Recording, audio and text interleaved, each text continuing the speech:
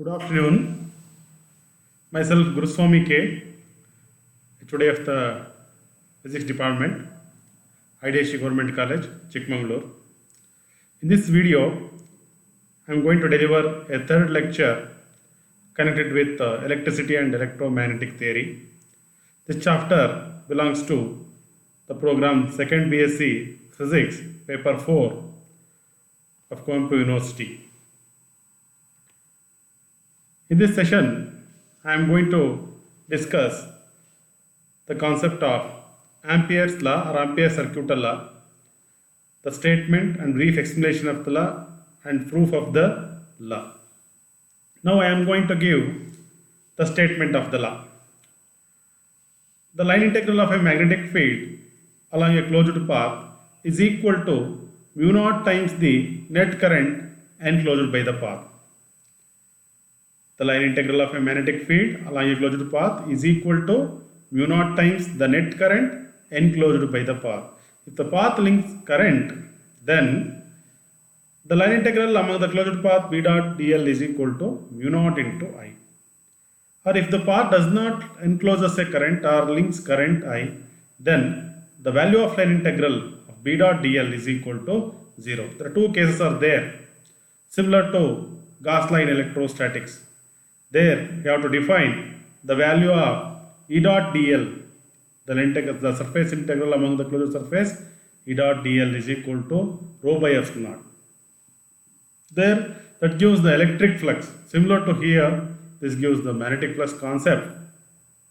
But here the magnetic field, in electricity and magnetism, here we are going to determine the value of the magnetic field at a given point in the magnetic field region. It is simple to find out that one by finding the value of line integral of B dot dl. Thereby, similar to Gauss law in electrostatics, the scientist Ampere's, he predicted a law, that is what we call Ampere's law or Ampere circuit law, which is used to find out the magnetic field. Here also two cases were there. If the path links current, then the value of that line integral is equal to mu naught I. If the path does not links current, the path does not enclosing the source of current, in that case the value of line integral is equal to 0. Now we are going to discuss the proof of the law. Consider a straight wire carrying a current I perpendicular to the plane of the paper towards the observer. The magnetic lines of force are concentric around the wire. Concentric means they are closed curves, closed circles, which are perpendicular to the wire or current carrying conductor. These lines lie in the plane of paper and are anti-clockwise as shown in figure. These lines lie in the plane of paper and are anti-clockwise as shown in figure. If you observe this figure, this is the point where the source is placed, the current carrying conductor is placed. Okay, around that we are going to construct an imaginary path. This path is what we call Amperian path. So in this path, we are going to consider the length element dl. This is the closed path. First we have to find out the value of line integral among this length element or elementary length dl. Here we found out the value of the direction of the magnetic field B, which makes an angle theta with respect to dl. This is the direction of the magnetic field. Okay, and here vector r is the position vector, which shows the point P with respect to the source of current. Okay, here we are going to define the angular displacement covered by the length element. That angular displacement is d phi. Here theta is the angle made by drawing a normal onto the line joining the source of current with respect to the point under consideration, where we have to define the magnetic field. Okay, now from this figure we have SQ is equal to, we are going to consider this right angle triangle. Okay, SQ is equal to R d pi. Okay, sorry, this right angle triangle SQO. Okay, SQ is equal to R d phi. Define sin theta. Nothing but sin d phi here. Theta instead of theta, here d phi is there now. Define sin d phi for using triangle SQO. In that case, Sin d phi is equal to opposite side, that is s cube, divided by hypotenuse. This is what hypotenuse. So s cube divided by r is equal to sin d phi. Solve for s cube. S cube is equal to r sin d phi. If d phi is small, here the length element under consideration is very small. If d phi is small, then sin d phi is equal to d phi itself. So r d phi. R d phi. And that is equal to dl cos theta. That is equal to dl cos theta. Okay.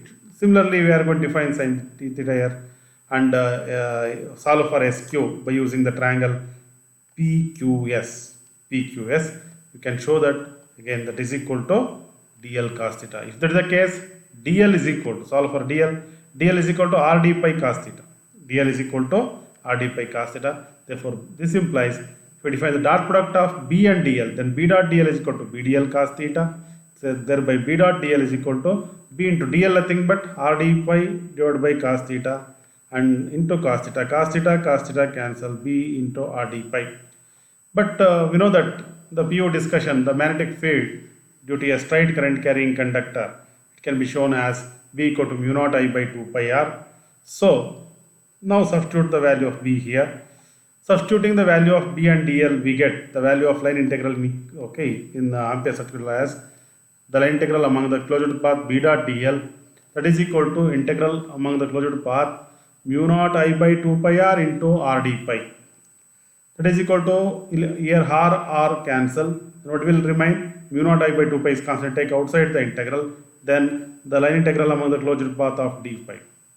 But we know that the value of line integral among the closed path d pi, if we extend this for the whole path, then it covers 360 degree, that is equal to 2 pi radian. So the line integral among the closed path d pi is equal to 2 pi. Now substitute the value of line integral here, that is the value of line integral is 2 pi. Then what happened? 2 pi cancel. What will remain? Then the line integral among the closed path b dot dl is equal to mu naught I. Hence the proof. Similarly, we are going to discuss or prove the second case. If the path does not links current, okay, then the value of line integral among the closed path b dot dl is equal to 0.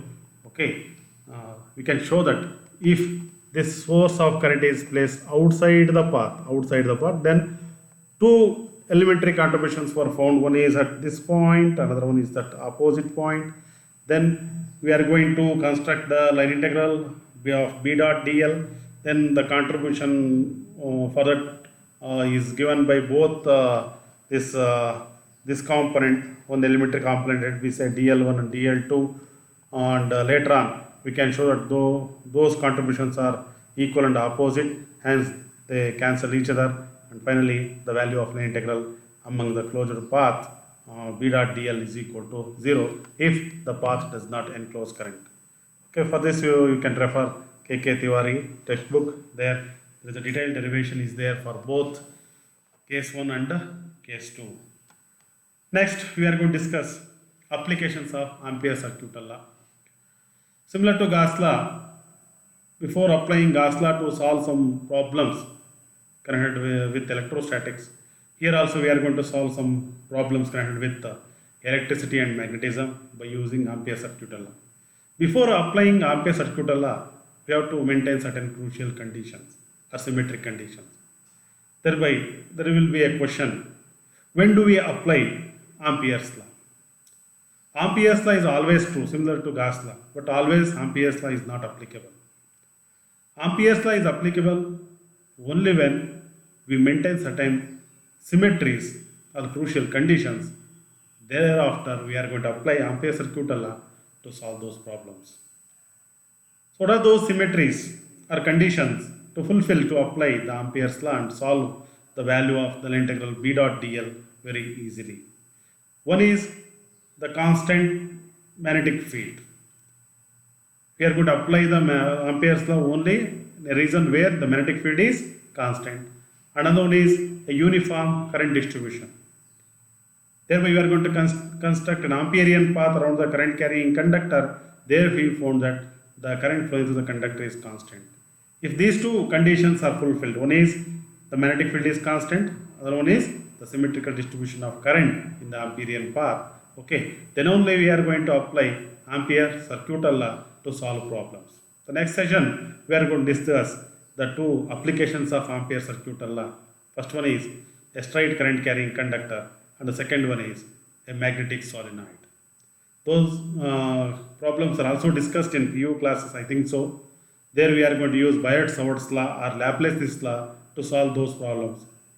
The analysis is somewhat complex by using Biot-Savart's law or Laplace's law, but by using Ampere circuital law, we can easily find out the value of the magnetic field due to a current flowing through a straight current carrying wire of having infinite length, and another one is a magnetic solenoid.